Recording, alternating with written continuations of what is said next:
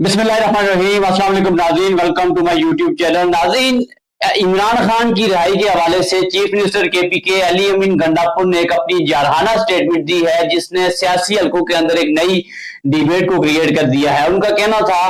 कि इमरान खान की रिहाई के हवाले से हम इस अदालती निज़ाम से जो है वो मायूस हो चुके हैं और हम एक बड़ी सतह के ऊपर एक अवामी एहतजाज जो है वो लॉन्च करने जा रहे हैं। और उन्होंने मजीद इस चीज को क्लियर किया कि अगर हमारे ऊपर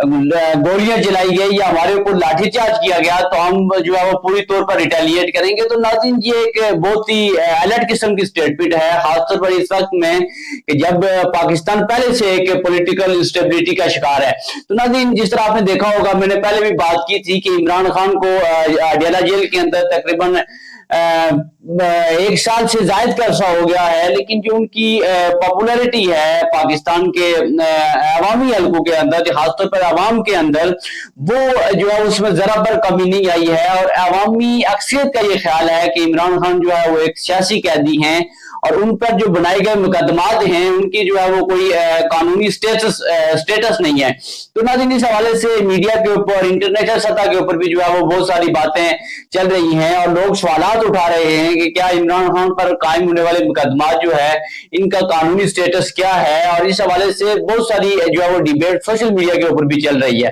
तो नाज़रीन, जिस तरह आपने देखा होगा कि पीटीआई की जो मौजूदा क़यादत है उसने इससे पहले भी बहुत ज्यादा प्रोटेस्ट करने की कोशिश की। जिस तरह इस्लामाबाद के अंदर इन्होंने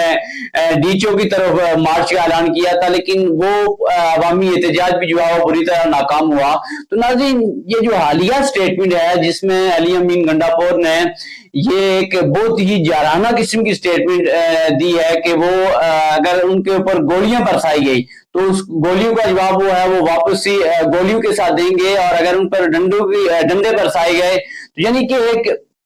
इस तरह की सिचुएशन यानी कि क्रिएट करने की बात की उन्होंने कि जो कि खुदा न खास्ता जो है वो इस निजाम के लिए जो है वो मौजूदा निजाम के लिए जो है वो बहुत ही नुकसानदेह है। तो नाज़रीन, आपने देखा होगा कि इमरान खान की रिहाई के हवाले से बहुत हद तक जो है वो अदालतों के अंदर बहुत ज्यादा मुकदमात जो है वो ज़ेरे समाअत हैं और उनके अंदर डिलेइंग टैक्टिक्स का इस्तेमाल किया जा रहा है। और बहुत सारे मुकदमात में इमरान खान की जमानत भी हुई है, लेकिन जब एक केस के अंदर जमानत होती है तो दूसरे में जो है वो गिरफ्तारी डाल दी जाती है। तो नाज़रीन, इस सारे सिस्टम से मायूस होकर जो है वो एक